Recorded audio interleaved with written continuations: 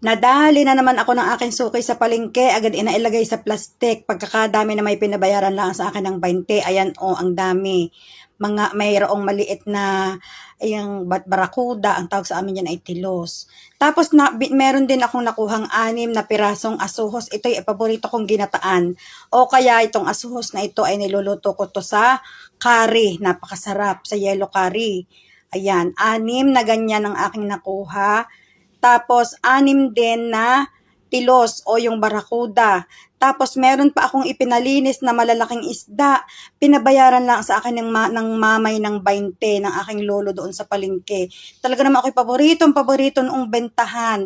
O 6 din yung barakudang iyan. Meron pang isang nakasama na saliwsiw ang tawag sa amin o siliw. Yung isa. Meron pang isa, ayan. O. Tapos, meron pa din yung malalaking aking ipinalinis. Parang hindi ko alam kung ilang piraso yan. O yan, pinalinis ko kaya ganyan na warak-warak na ang tiyan dahil pinalinis ko na yan, pinatanggalan ko na ng laman sa loob. Isa. Malalaki yan 2 piraso, 1 kilo, 2.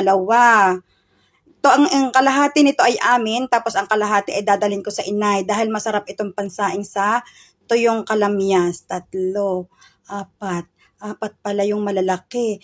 Biruin ninyo 20 dirhams lamang yan or 300 pesos lang iyan. Pwede na iyan. Diyos ko.